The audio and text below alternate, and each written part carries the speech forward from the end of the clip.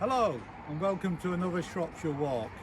Well, it's been a very wet weather recently, so we've decided to go on another urban walk, and we're walking around Monkmoor in Shrewsbury. It's a very interesting part of Shrewsbury, even though it's got no old houses unlike the rest of Shrewsbury. Nothing ancient at all, but it's a very interesting area. It's called Monkmoor, so it was a big open area owned obviously by Shrewsbury Abbey. And it's always been used for military and recreational purposes through the ages. Here in Monkmoor in the Middle Ages, the men of Shrewsbury would come out to practice their archery at the butts. And it's remembered still in the name of the street, Judith Butts, just along Monkmoor Road.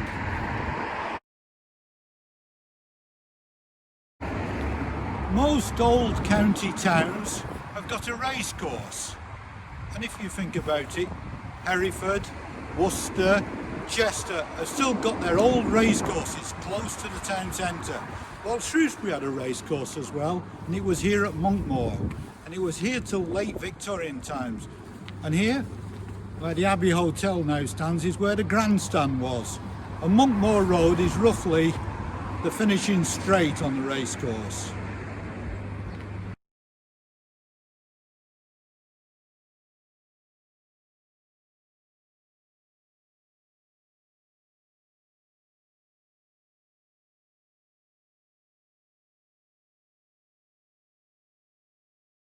Public recreation in all its forms has been an important part of what went on in Monkmoor, from the racecourse, archery, and a whole range of things.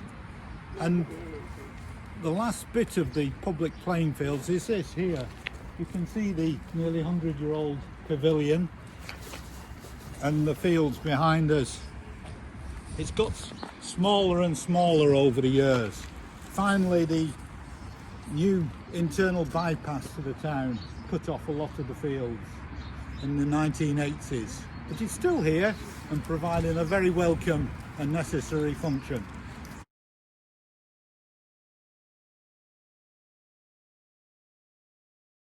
Here at the far end of Monkmoor are two of the most important public responses to public health in late Victorian and early Edwardian times in Shrewsbury. First of all, we've got the sewage treatment works. This is where the town sewage was treated. And how did it get here? Because we're quite a long way from town and there's a big hill in between.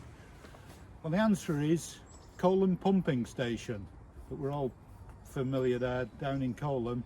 And that would pump the sewage from there up roughly along the line of Monkmoor Road here to the sewage treatment plant. And across the road was Monkmoor Isolation Hospital, and these are a few of the cottages and that for the workers at the hospital. Obviously in those days, over 100 years ago, there were no antibiotics or very few treatments for infectious disease. And the only thing they could do was to isolate the patients, to keep them away, fresh air, good food, but keep them separate from other people so the diseases didn't spread. Scarlet fever was a particular one in those days. And it worked to some extent. It was all they had, and they got quite adept at using isolation, something perhaps we've learned in the last year. So you've got two responses to public health: hospitals and sewage works. Hospitals we talk about a lot. We talk about the Florence Nightingale, and yes, hospitals did have an impact, but there's no doubt about it. Clean running water and sewage works has had the major impact on our health in this country. Victorian times and the early 20th century, big public events were held at Monkmoor. The largest of these were the agricultural shows. Now, the largest agricultural show in England was the Royal Agricultural Show, the annual show of the Royal Agricultural Society of England. And in 1914, Shrewsbury had the honour of hosting that, and it was held here on Monkmoor. And these two houses were built for the workers who looked after the showground. It was a huge event, royalty attended, and special railway sidings were built to unload all the animals, the equipment and the people who were coming to the show. Remember, just about everything in those days had been moved by railway. It was a huge thing. You can look online, and I think there's cine film, there's certainly pictures of the event. Britain at its heyday. A few weeks later, the First World War broke out. In 1914, the First World War broke out, and immediately Monkmoor would have been requisitioned for military use. You can imagine the tents of the Shropshire Light Infantry replacing the displays at the Royal Agricultural Show. Poor soldiers being called up, quick training, and then off to France, where they suffered horrendous fatalities in the first year of the Great War. Later on, Monkmoor was turned into an airfield, and here are some of the earliest aircraft hangars. Giant things, aren't they? These were built in 1918. Actually, they weren't ready by the end of the war, so they actually probably never saw active service as it was. There were 4 hangars, I believe, here. There's 2 big ones still here and several other buildings. And across the road you can see old military staff accommodation. Unfortunately, another example of great forward thinking, in 1922 the military sold all this off, and it was converted to a range of uses. I think they had it indoor tennis courts inside at one time, and what was the airfield was developed for public housing. So when the Second World War came along, you couldn't use this as an airfield any longer, but they were used, I think, for military workshops and that during the Second World War.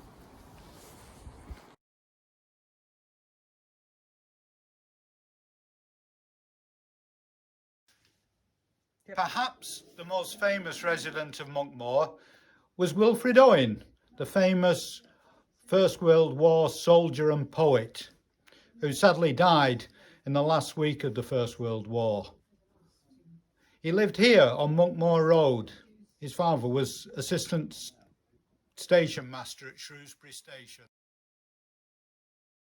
We're in Abbots Road now. After the First World War, there was a national movement to do right by the returning soldiers and provide homes for heroes. Monkmoor was the site of a lot of the very early council house building in Shrewsbury. In fact, some of the oldest council houses in the country. But it wasn't just the council who took action. Here on Abbots Road, we've got 2 fine houses here that were built by the British Legion for returning soldiers. Early example of social housing. Good quality houses too.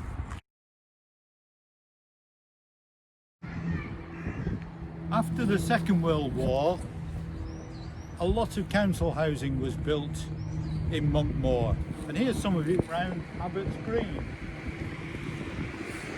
These houses were built in 1948, and they're good houses, good quality houses, generously sized rooms, and look at this green around it, very low density, a lot of it owing to the Garden City movement. And it's fantastic that the country was bankrupt, and these houses were built for poor people, people who came out of slum clearance or hadn't got accommodation of their own. And then the same year that we founded the National Health Service, we managed to do this, to do the right thing in the worst times. Message to us all.